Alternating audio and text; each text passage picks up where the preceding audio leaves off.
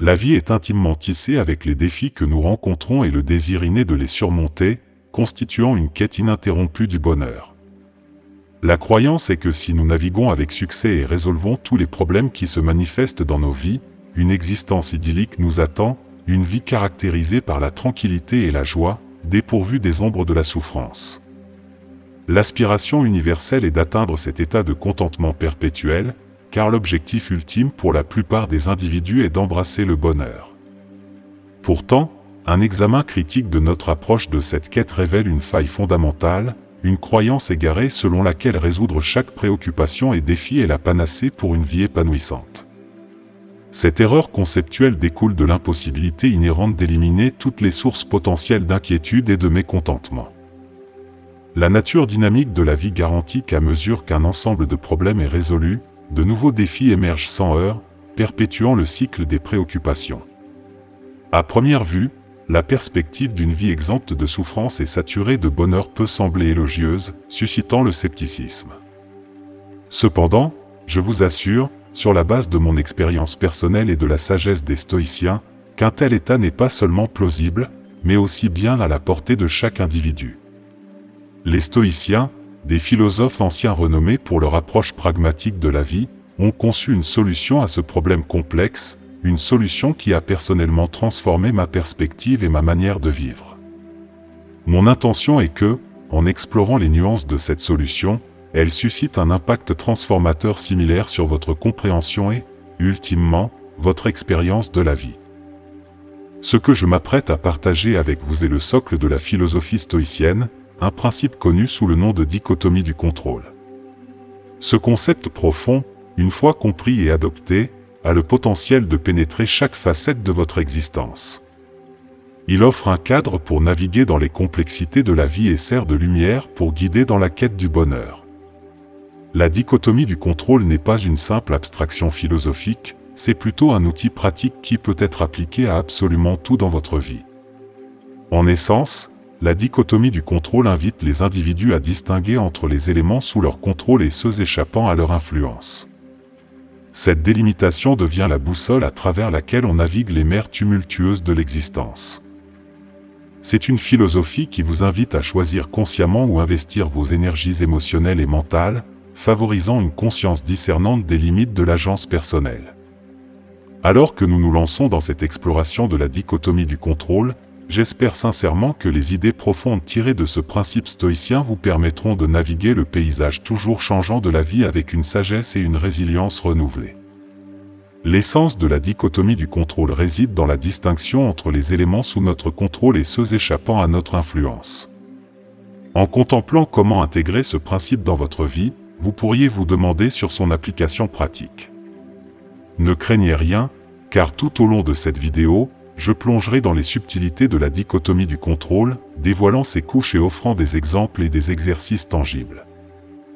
Mon objectif est de vous équiper des connaissances et des outils nécessaires pour incorporer sans effort cette philosophie remarquable dans le tissu même de votre existence quotidienne. Épictète, une figure éminente parmi les philosophes stoïciens, a reconnu l'importance profonde de la dichotomie du contrôle pour naviguer les complexités de la vie. Son articulation succincte de la tâche principale dans la vie sert de phare directeur, discerner et séparer les problèmes, acquérir ainsi une clarté sur ces facteurs externes échappant à notre contrôle et ceux étroitement liés au choix dans notre sphère d'influence. La sagesse encapsulée dans les paroles d'Épictète transcende le temps, résonnant comme un guide intemporel pour les individus en quête d'un chemin de résilience et de sagesse stoïcienne. Tout au long de cette exploration, nous dévoilerons les implications profondes de cette philosophie, puisant inspiration des idées d'Épictète et les appliquant aux nuances de la vie contemporaine. Rejoignez-moi alors que nous entamons un voyage pour comprendre, intérioriser et embrasser la dichotomie du contrôle, un outil qui a le potentiel de révolutionner votre manière de naviguer les défis de votre existence quotidienne. Le concept de la dichotomie du contrôle est aisément compréhensible. Il implique de distinguer entre les aspects que nous pouvons influencer et ceux échappant à notre sphère de contrôle. À mesure que nous approfondissons cette structure philosophique, une compréhension nuancée émerge, révélant trois catégories distinctes d'événements. Ces événements peuvent être classés comme étant entièrement sous notre contrôle, partiellement sous notre contrôle, et entièrement échappant à notre influence. Pour élucider, considérez les exemples suivants. L'acte d'être gentil envers les autres relève de notre contrôle absolu, le maintien de sa santé se situe dans la sphère du contrôle partiel, et l'occurrence du lever du soleil demain échappe entièrement à notre influence. Maintenant, armés d'une compréhension complète de la dichotomie du contrôle, explorons sa mise en application pratique pour atténuer les inquiétudes dans nos vies. Imaginez cette situation, vous vous trouvez malade, entraînant une décision de chercher une assistance médicale en passant des tests à l'hôpital. Après les tests, les professionnels de la santé vous informent que les résultats seront disponibles dans 2 jours. En rentrant chez vous, une vague d'inquiétude vous enveloppe alors que l'incertitude entourant la gravité de votre état plane. L'appréhension provient de la crainte qu'une maladie potentiellement sérieuse puisse avoir un impact substantiel sur votre vie. Cette situation sert d'illustration poignante de la manière dont la dichotomie du contrôle peut être appliquée pour atténuer des inquiétudes inutiles. Dans ce contexte, il devient évident que, tandis que vous avez pris une mesure proactive pour aborder vos préoccupations de santé, un facteur sous votre contrôle, vous angoissez sur les résultats médicaux encore à révéler relève de la catégorie d'événements entièrement hors de votre contrôle. En reconnaissant et en embrassant cette dichotomie, vous pouvez choisir de ne pas permettre à l'anticipation des résultats échappant à votre influence de dicter votre état émotionnel. Il ne s'agit pas de rejeter la préoccupation naturelle qui surgit dans de telles situations, mais plutôt d'encourager une allocation consciente de l'énergie mentale et émotionnelle. En essence, la philosophie souligne l'importance de se concentrer sur ce qui est en notre contrôle, de prendre des mesures décisives lorsque c'est possible, et d'accepter les incertitudes inhérentes à l'expérience humaine. Après avoir enduré 2 jours d'angoisse alimentée par l'incertitude, les résultats médicaux tant attendus arrivent enfin, apportant la nouvelle soulageante que vous êtes, en fait, en bonne santé. La première vague de soulagement vous submerge naturellement. Cela suscite une introspection. Y avait-il un but servi par l'inquiétude et la souffrance précédentes? Avez-vous enduré un tel tourment émotionnel pour une raison? À présent, considérons un scénario alternatif où les résultats des tests révèlent un problème de santé grave. Paradoxalement, la situation reste inchangée. Vous endurez la souffrance 2 fois, une fois en anticipation et une fois en réponse aux résultats adverses. Cette souffrance inutile, que le résultat soit positif ou négatif, ne modifie pas le résultat final. Ce scénario illustre vivement l'application pratique de la dichotomie du contrôle dans nos vies. Dans un état d'esprit conventionnel, une personne pourrait persister à s'inquiéter jusqu'à ce que les résultats soient connus. Cependant, un stoïque, sensible au principe de la dichotomie du contrôle, maintient une tranquillité d'esprit. Ils comprennent que le résultat échappe à leur contrôle. Dans les mots éloquents de Sénèque, nous souffrons souvent davantage dans notre imagination que dans la réalité. La perspective stoïcienne encourage une approche consciente des incertitudes de la vie, préconisant de se concentrer sur ce qui peut être contrôlé, les actions, les attitudes et les réponses, tout en reconnaissant et en acceptant l'imprévisibilité inhérente des résultats échappant à l'influence de chacun. Cette mentalité favorise non seulement la résilience émotionnelle, mais sert également de guide pratique pour naviguer dans le flux et le reflux des incertitudes de la vie avec une démarche sereine et mesurée. Lorsqu'on est confronté à un problème pour lequel on a un contrôle total sur la solution, il n'y a aucune raison rationnelle de s'inquiéter. De même, si nous rencontrons un problème où la solution échappe à notre contrôle, s'inquiéter reste une réaction improductive. S'inquiéter, dans les 2 cas, engendre simplement une souffrance inutile. Il est impératif de reconnaître que s'abstenir de s'inquiéter ne signifie pas apathie ou indifférence, cela signifie plutôt une acceptation de l'existence du problème et un engagement à rechercher des solutions dans notre sphère d'influence. La reconnaissance que certains aspects sont sous notre contrôle favorise une mentalité proactive, une inclination à initier un changement dans des circonstances indésirables. Cette approche proactive ne se limite pas à l'action, elle englobe un effort conscient pour déployer nos meilleurs efforts afin d'influencer les résultats. En même temps, elle évite le piège potentiel de la frustration lorsque confrontée à des situations qui dépassent notre contrôle. Bien que nous ne puissions pas dicter le résultat final d'un événement, nous conservons une agence sur l'effort que nous investissons pour rapprocher ce résultat de nos désirs. Cette approche s'aligne avec la philosophie stoïcienne, soulignant l'importance de diriger nos énergies vers ce qui est à notre portée, tout en acceptant sereinement les éléments qui échappent à notre influence. En essence, elle encourage un engagement dynamique avec la vie, caractérisé par une action délibérée et une réponse mesurée aux incertitudes inhérentes qui définissent l'expérience humaine. Lorsque nous sommes confrontés à un problème pour lequel nous avons un contrôle total sur la solution, il n'y a aucune raison rationnelle de s'inquiéter. De même, face à un problème où la solution échappe à notre contrôle, s'inquiéter reste une réaction improductive. Dans les deux scénarios, s'inquiéter n'engendre que de la souffrance inutile. Il est crucial de comprendre que s'abstenir de s'inquiéter ne signifie pas apathie ou indifférence, cela représente plutôt une acceptation de l'existence du problème et un engagement à rechercher des solutions dans notre sphère d'influence. La reconnaissance que certains aspects sont sous notre contrôle favorise une mentalité proactive, une inclination à initier un changement dans des circonstances indésirables. Cette approche proactive ne se limite pas à l'action, elle englobe un effort conscient pour déployer nos meilleurs efforts afin d'influencer les résultats. En même temps, elle évite le piège potentiel de la frustration lorsque confrontée à des situations qui dépassent notre contrôle. Bien que nous ne puissions pas dicter le résultat final d'un événement, nous conservons une agence sur l'effort que nous investissons pour rapprocher ce résultat de nos désirs. Cette philosophie s'aligne parfaitement avec les principes stoïciens, soulignant l'importance de diriger nos énergies vers ce qui est à notre portée. Elle met en avant une acceptation sereine des éléments qui échappent à notre influence, encapsulant une approche holistique de la vie caractérisée par une action délibérée et une réponse mesurée aux incertitudes inhérentes qui définissent l'expérience humaine. Que se passe-t-il si, malgré vos efforts sincères, vous vous trouvez face à l'échec ? Les réponses conventionnelles à une telle situation impliquent généralement la frustration, la colère ou la tristesse. Cependant, il est utile de se demander si ces émotions servent véritablement un but constructif. Bien que l'on puisse argumenter que ces émotions sont une expression naturelle de notre humanité, une réaction ancrée dans le fait que nous, en tant qu'êtres humains, expérimentons inhéremment des émotions, il est essentiel de reconnaître que les animaux possèdent également cette capacité de réponse émotionnelle. Ce qui nous distingue véritablement en tant qu'êtres humains, c'est notre capacité cognitive, notre capacité à penser. C'est cette capacité qui nous a propulsés au sommet de la chaîne alimentaire. La proposition ici est que s'abstenir d'émotions telles que la tristesse ou la colère ne diminue pas notre humanité. Au contraire, ce qui nous distingue est notre capacité unique de choisir consciemment nos actions dans n'importe quelle situation.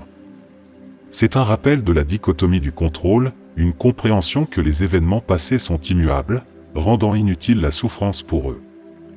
Ce qui reste sous notre contrôle est le choix délibéré de nos actions futures, dans le but d'éviter une récurrence de l'échec. En adoptant cette perspective, nous transcendons une existence réactionnaire liée à des émotions fugaces. La philosophie stoïcienne nous encourage à reconnaître nos réponses émotionnelles tout en remettant en question l'idée qu'elles doivent dicter notre comportement. En essence, elle souligne que notre humanité ne réside pas dans l'absence d'émotions, mais dans notre pouvoir d'orienter nos actions de manière réfléchie, indépendamment des courants émotionnels.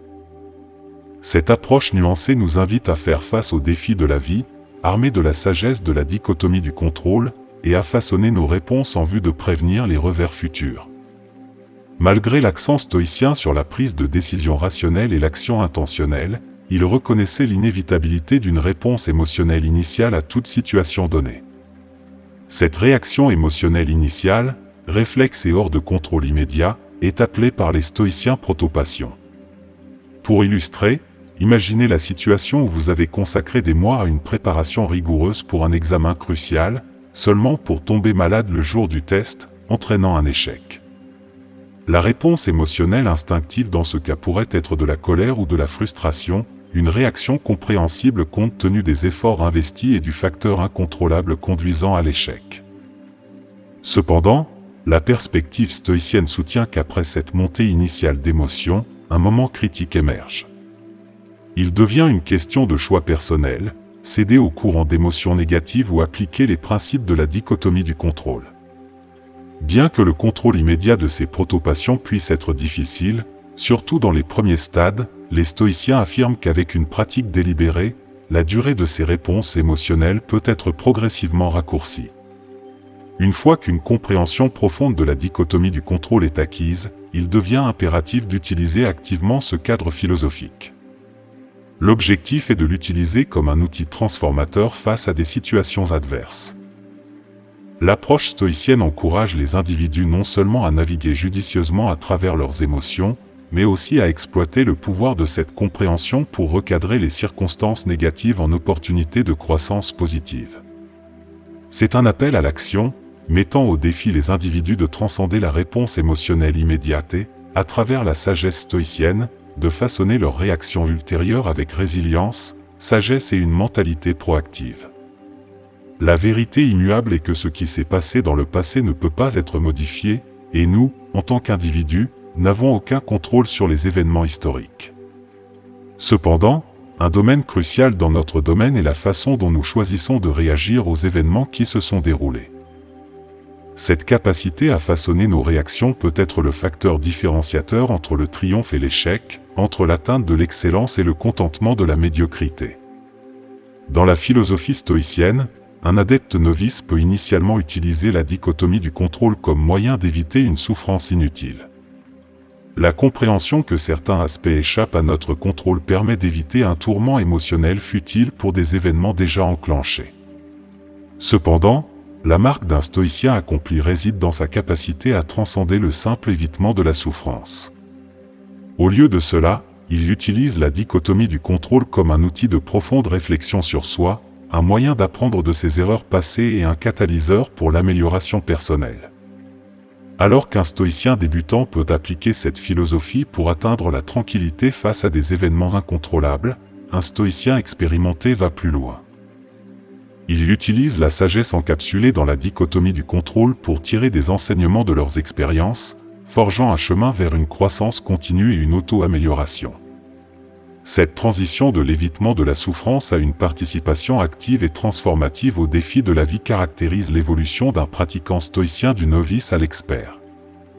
Depuis plus de 2000 ans, les philosophes stoïciens ont adopté et appliqué la dichotomie du contrôle comme un principe directeur dans la gestion de leur vie. Cet outil philosophique sert de boussole, les orientant vers un bonheur accru, une souffrance diminuée et une amélioration personnelle continue. Les stoïciens ont utilisé cette sagesse intemporelle pour naviguer les complexités de l'existence, et maintenant, vous avez également l'opportunité d'incorporer cette philosophie transformative dans votre propre vie. Voici un exercice pratique pour vous, compilez une liste complète de tous les défis et problèmes qui affectent actuellement votre vie, ces éléments qui ont un impact négatif sur votre bien-être. Une fois que vous avez rassemblé cette liste, classez les problèmes en deux groupes distincts, l'un comportant des problèmes hors de votre contrôle, et l'autre englobant des problèmes sur lesquels vous avez un contrôle complet ou partiel. Pour l'ensemble des défis hors de votre contrôle, la directive est de les reconnaître, de les accepter, et ensuite de les libérer de votre fardeau mental. Maintenant, tournez votre attention vers les problèmes relevant de votre sphère d'influence. À côté de chaque problème de cette catégorie, notez les étapes que vous pouvez entreprendre pour résoudre ou améliorer la situation. Cet exercice sert un double objectif, il vous offre une compréhension plus claire du paysage des défis dans votre vie et vous donne le pouvoir de rechercher activement des solutions viables. En abordant votre vie avec cette évaluation structurée, vous pourriez constater que la tranquillité devient un état d'être plus accessible, ancré dans la compréhension pragmatique de ce qui peut et ne peut pas être contrôlé, associé à un engagement concentré envers une action constructive là où l'influence est possible. Essayez d'appliquer la dichotomie du contrôle dans votre vie quotidienne face aux défis. Grâce à une pratique constante, vous pourriez observer un changement progressif vers une existence plus tranquille, accompagné d'enseignements précieux tirés de vos expériences. Je suis curieux de connaître vos réflexions sur la dichotomie du contrôle. Seriez-vous intéressé par une vidéo explorant un autre sujet stoïcien? N'hésitez pas à partager votre réponse dans la section des commentaires. De plus, si vous avez trouvé le contenu utile, un pouce levé sur la vidéo serait grandement apprécié, cela contribue à diffuser cette philosophie à un public plus large. Pour rester informé des futures vidéos, envisagez de vous abonner et d'activer la cloche de notification. Vous pouvez trouver des liens vers mes autres plateformes de médias sociaux, où je partage du contenu stoïcien supplémentaire. Je suis convaincu que les idées de cette vidéo vous seront bénéfiques, tout comme elles l'ont été pour moi. Pour une exploration plus approfondie de la sagesse stoïcienne, je recommande de consulter les 2 vidéos liées ici. Jusqu'à la prochaine livraison, prenez soin de vous.